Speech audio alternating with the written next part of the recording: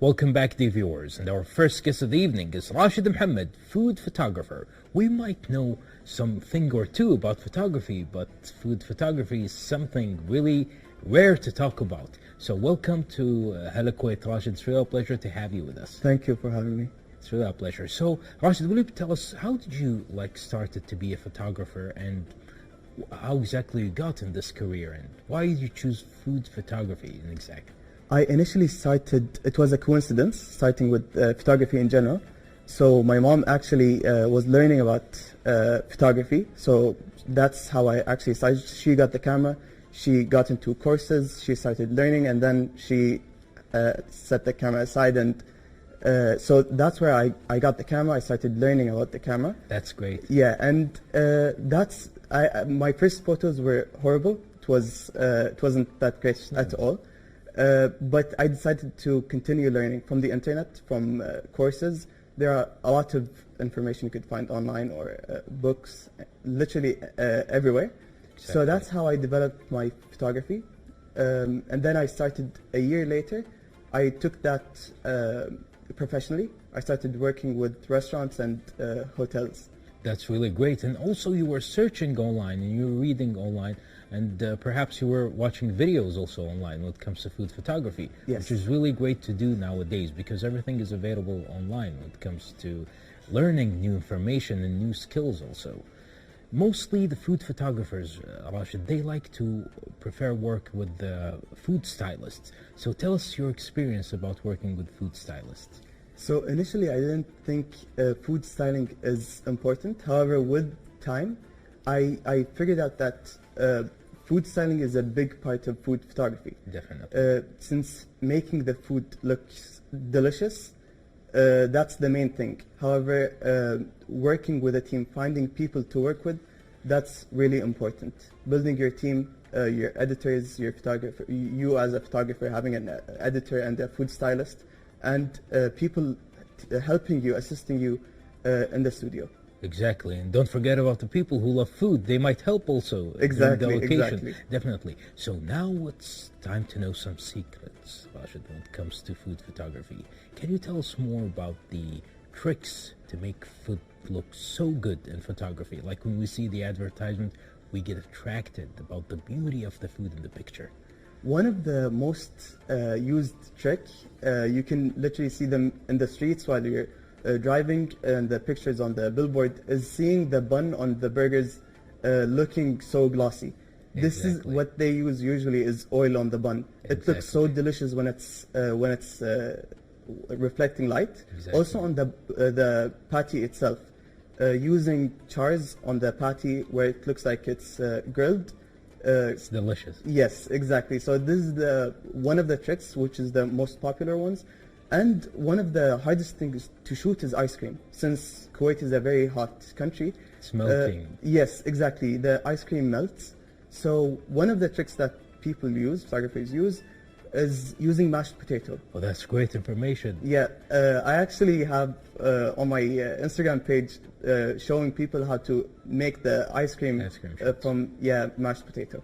That's really great. So what about the equipments, Rashed? Do you have anything to say and share with us about the equipment you use usually for photography sessions, or let's say food photography sessions?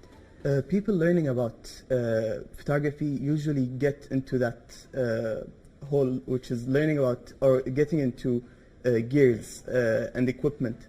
It is really easy to get trapped in that. However, the gear is very simple. What anyone needs is a camera and a light source. The light source could be sunlight. So basically you just need a camera to start shooting. Or if you can't afford a camera, you could literally use your phone. Phones nowadays are really, really good. And actually one of the biggest projects I worked on is using my phone, which is really surprising. I've been a photographer for 7 years, almost 8 years, and the biggest project is using my phone. Exactly, and one of the most common photos to share between friends on social media when it comes to food photography also, or like taking a picture of food on your phone. Exactly. And share it on social media, or send it to someone recommending a restaurant or any food truck or anything similar to it. Actually, photographers say the best camera is the camera you have on you every time. And literally everyone have their phone on them 24/7. So that's the best cameras that you have with you every time. Exactly. As a food photographer, Rashid, what do you believe is the most important skills for a food photographer they should have?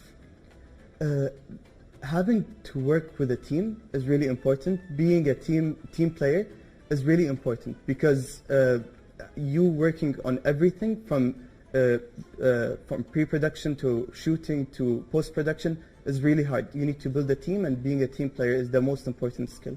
Exactly. Do you feel hungry sometimes, like when you take photos of food? So I really try my best to eat before the shoot because It's important. Yeah, working while you're hungry is really difficult, especially Exactly. having the food in front of you. You can't stop and take a break and eat while Definitely. you're working. So I usually eat before my shoots. Okay. What about the important elements in food photography? Is there anything we've missed or we haven't mentioned yet? I think the best thing is to prepare your work before shooting. You can't go into a shoot without having an idea of what you're going to do. Exactly. So having a plan from A to Z, the entire plan, and you know what you're going to do is really important.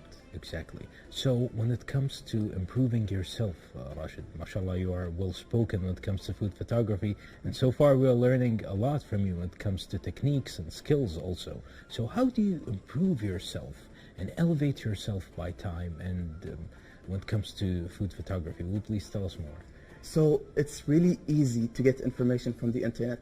It is cheap, which is it's basically free to get the information from the internet. But the thing that I find hard is for people that doesn't speak English.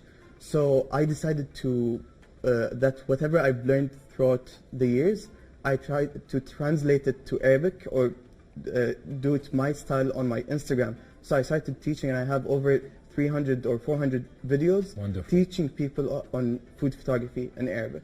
That's really great. So you're sharing your information with other people and you teach them, which is really great. You're an inspiring person like that. So when it comes to like the latest trends of food photography, sometimes we are used to the typical burgers advertisement and they show flames sometimes and show someone's looking hungry when they see the burgers. But is there any new trends, especially when it comes to photography, with the age of social media also?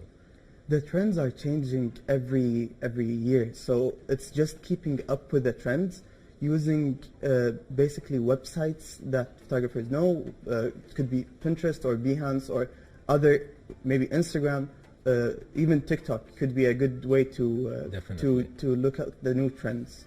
Exactly. Having an basically what's now, it's just having a minimal, clean looking picture. That's what's trending right now. Exactly. So as a food photographer, Rashid, how do you see the food photography in Kuwait? Like when you see it in advertisements, you see it on the social media, maybe sometimes newspapers or magazines, or advertisement also like video. Yeah, it's one of the biggest sectors in photography. So there's a lot of categories you could go into in photography, and one of them is food, and that I think is the biggest one in Kuwait, since we have a very, very big choices of restaurants. So every restaurant basically needs to have their food photographed for their menus or delivery apps. And everyone needs their own identity to be different from other restaurants also. Exactly. Rashid, before we end this amazing interview that made us hungry, of course, do you have any advice for people, especially who want to be involved with food photography? What can you say to them? One of the most important things is the information is available everywhere. So if you decided that you like food photography or photography in general, or it could be anything, it's not about learning, it's about implementing. So whatever you learn, you could implement it directly after learning it, so you get that skill and never forget it. Well, thank you so much, Rashid, for being tonight with us on Hello Kuwait, and we really wish you the best of luck with your future endeavors. Thank you. Thank you. The viewers, we just had with us Rashed Mohammad, food photographer. Now let's go to our second report of the evening. It's about the habits of successful people. Let's have a look at it and we'll be right back. Stay tuned.